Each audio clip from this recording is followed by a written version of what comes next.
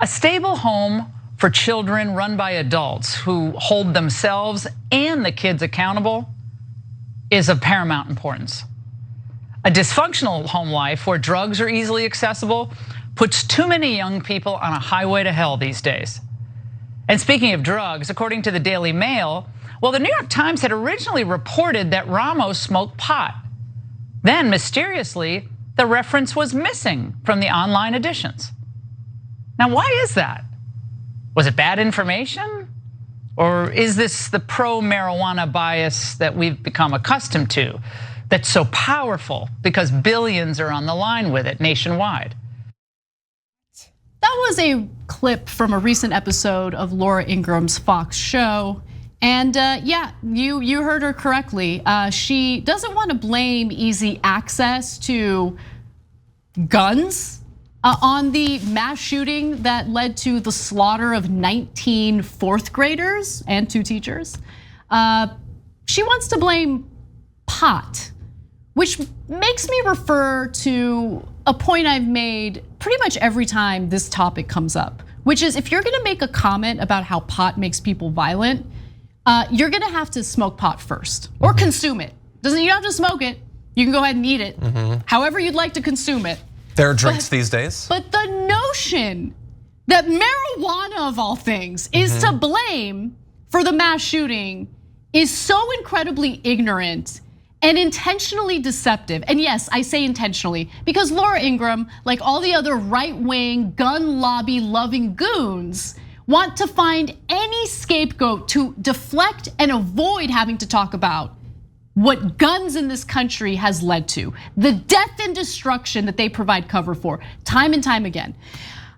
Look, it's crazy. We shouldn't even have to do it, but I've got the receipts to show that pot does not, there's no evidence linking marijuana to violent behavior. Do we have, no, we in do. 2022, do we have because to tell people? Because unlike right wingers, okay?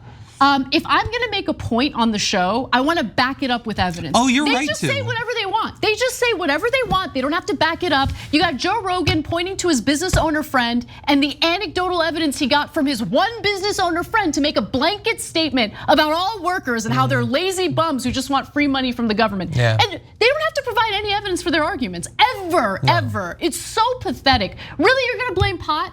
No, it's a requirement. You need to consume marijuana, and then I want to see a written report on what you experienced, okay? A lot of Doritos munching, maybe long rambling conversations with your partner, which is something I experience quite often, okay? Someone hot box Ingram. Somebody. Hot box Ingram. Hot box Ingram. Why? Can we look? We want to make money. Let's just do a conservative show. I'm sorry, progressives. Let's just switch it up and let's just say that the shooting was because of the rise of jazz cafes and kids doing the Charleston, and that's what got them mad with Satan. It's just so easy to delude those conservative people. And people like Laura Ingraham, who's totally worried about substance altering things. She has like 50% Pinot Grigio by volume, and she's worried that people are getting messed up. It's marijuana. You absolute square. I've had Taco Bell that's had a stronger effect on my body than marijuana. Right after the marijuana, mind you. It doesn't do that. It's kids can get drunk. They can get drunk. It's easy. Their parents are drunk. Like right now, your parents are drunk. And that's totally acceptable. She doesn't have a problem with it. But the idea that they're gonna smoke a little bit of weed is gonna drive them into a Conan the Barbarian like bloodlust. All right. Who is this convincing? Who is there left in this country that hasn't smoked weed that doesn't know that it doesn't do that? Listen, John, we might be getting a little ahead of ourselves. We do need to take a trip before we make our points, okay? It's a very special place we like to travel to when we want to debunk stupid arguments made by stupid people. Let's go to the debunker. You didn't see Republicans, when we had control of the Senate, try to rig the game. Shows how the Green New Deal would be a deadly deal for the United States of America. Our systems are not racist.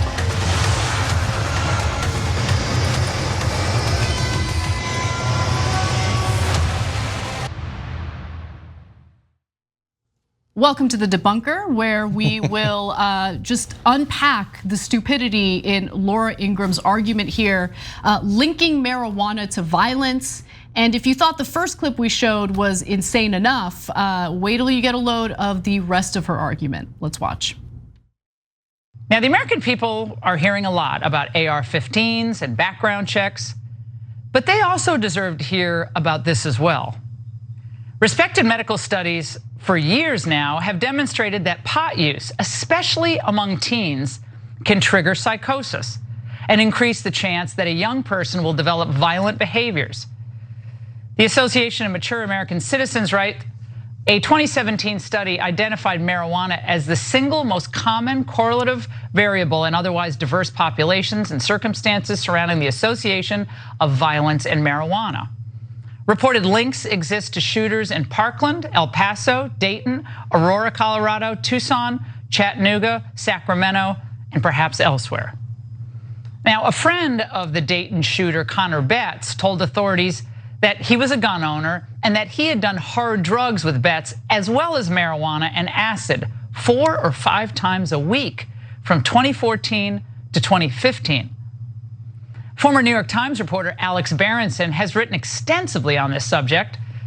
A 2012 paper in the Journal of Interpersonal Violence examining a federal survey of more than 9,000 adolescents found that marijuana use was associated with a doubling of domestic violence in the US. Then there's this, the National Library of Medicine. Recent illicit and medical marijuana is of much higher potency and more likely to cause violent behavior. High potency marijuana is a predictable and preventable cause of tragic violent consequences. Lot of lies in that video, and I want to go through them one by one, starting with the sources that she cited. One of those sources, by the way, was the Association of Mature American Citizens, which you might have already guessed is a biased organization, a right-wing organization. In fact, they refer to themselves as the conservative alternative to the AARP. Gee, I wonder if we should trust their take on marijuana and how it allegedly makes people violent. By the way, the Reuters quote that she pulled is also bogus because it also mentions that the shooter took acid 4 to 5 times a week in addition to other hard drugs. So like this witness or this friend of his is like, yeah, we used to do all sorts of hard drugs in addition to marijuana and acid 4 or 5 times a week. So even if you're to believe this person and what he's saying, it's kind of hard to control for marijuana or point to marijuana when you haven't controlled for all the other drugs that the shooter was allegedly taking at the time. And then finally, and this is the last thing I'll say before I go to you, John. The study from the National Library of Medicine is mostly just a presentation of 14 individuals who acted violently while under the effects of marijuana. But it also tenuously argues that some of the side effects of marijuana, anxiety, high heart rate, sleep disturbance could lead to increased levels of anger and violence. And Alex Berenson, as you mentioned, she loved to point out that like, oh, former New York Times, employee, a million years ago. Yeah, a million years ago. He's actually notorious for spreading misinformation about COVID and vaccines. In 2019, Berenson wrote a book titled "Tell Your Children the Truth About Marijuana, Mental Illness and Violence." It was so factually incorrect that many scientists wrote at length about why Berenson's arguments were wrong. In doing so, they also disproved Ingram's garbage in the videos that we showed you. Berenson, for instance, irresponsibly and dangerously claims a causal link between marijuana use and increases in rates of psychosis and schizophrenia, which have purportedly led to increases in population level violence. While associations between marijuana use and mental illness have been established, research suggests that the association is complex and mediated by multiple factors other than marijuana, including genetics. That's a really fancy way of saying if you are predisposed to a mental illness like schizophrenia, marijuana could make it worse, right? But that's only if you're predisposed to this severe mental illness in the first place. For the vast majority of people who are not predisposed to severe mental illnesses, marijuana does not make them violent. There is no evidence that it makes them violent. In fact, there have been studies to show that marijuana use among married couples significantly lowers the instances or the possibility of domestic violence within that marriage. I can give you those details in just a moment, but before I do, John, I want to give you a chance. I don't want any more of your devil science or whatever. You're reading from studies like doctors touched them. Ew, I don't trust that. I don't like that. She was the talking, like you're trying to confuse me. I'm focusing on one blonde face on TV, and I trust Laura Ingraham because the mediated by genetics or whatever, you can't deny the fact that there are people who have a predisposition that might lead to violence. Weed is out there. All of that is true. Laura Ingraham and I can agree on that. And thus, we can't have these guns be available for sale. I mean, as she is pointing out, there's drugs that make you crazy on the streets. Well, that's really dangerous then. Then we need to make sure that at least when they go crazy, they don't have access to AR-15s, right? That seems reasonable. You're describing the drug-fueled hellscape that we live in. Clearly, these sorts of deadly weapons cannot be available to buy at Target and Walmart. That is an indisputable conclusion to come from. But she would instead say that no, actually what we should do is reverse the legalization of marijuana, because obviously if marijuana is illegal, no one will be able to get it. But she doesn't think that if you make the ARs illegal, you won't be able to get it. The difference, of course, being that marijuana you can grow in your basement. AR-15s, I've tried to grow them, it's difficult. I don't think I have the right fertilizer mix. But she thinks in this country of people who are violent and drug fueled, yeah, you should be able to just stroll down to Walmart and pick up an Uzi or whatever. You know, but I do think she has a point. I mean, that's what I was saying. Do you think I was being sarcastic? I'm sorry, I did. I guess I was mistaken. But you know, she has a point in that there weren't really any mass shootings in America before marijuana was legalized. You know, we were like safe. There were no problems with school shootings. Like pot was totally legal, right? Like during the Sandy Hook shooting, or I don't know, the like hundreds of massive, or mass shootings that happened. It's just, it's nonsense. But by the way, hundreds is a low estimate. There were far more depending on how you define a mass shooting in America. But no, it's BS. And it's just another example of them throwing whatever they have at the wall to see what sticks so they can avoid talking about what really matters, which is regulating the lethal weapons that are easily accessible to the people who might have the mental health issues, who might have predispositions to being violent. We don't want to regulate it all, according to Laura Ingraham. But according to Laura Ingraham, I don't know, so Joe Rogan shouldn't have access to guns?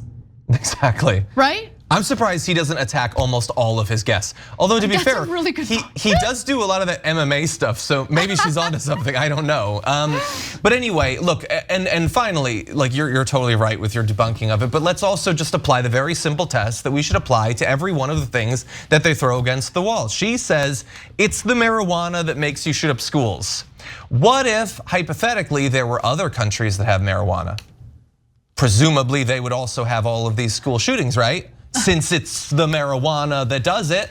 No, with the marijuana, that doesn't cause it in other schools. Schools being gun-free zones doesn't cause it in other schools. Schools having more than one door doesn't cause it in other. That's not the variable that matters, it's the guns. It's the guns. Yeah, and also, I mean, the Buffalo mass shooter, was it marijuana that made him write a racist, disgusting white replacement theory manifesto? Or was it, I don't know, outlets like Fox News that spew that conspiracy theory and egg on all sorts of crazy people across the country who are like terrified of being replaced by people of color? Yeah. That's another part of the equation. They don't want to talk about that either. They don't want to talk about that either, right? Yeah, so I write some of my longest and worst manifestos on weed, actually. But also, so it was January 6th weed, like they're just all token up, and that's why they decided to beat cops to death with their bare hands. No, we are a violent country. I will give her that. We are absolutely a violent country. We do glorify violence. I mean, we have an entire media wing of the Republican Party that's defending people's right to have deadly weapons. They're talking about civil war on a regular basis. How they need to use violence to take the country back. No, I mean, like these people are, what she's doing, and she knows what she's doing. She's pandering to her fuddy-duddy elderly audience, elderly conservative audience, let me be specific, who like think back to like the 1950s when women and people of color had even less rights, and white straight males got to exercise their power over everyone. Those are the people she's pandering to, the people who are absolutely convinced that like the devil's lettuce is the real problem in society. No, the real problem, the root of the problem is greed, is the fact that we've legalized bribery in the country, and we have a whole host of elected lawmakers who are far more concerned about their political careers and enriching themselves rather than doing the right thing for the American people to keep them safe, to ensure that they're thriving. That is what the real problem is. I agree.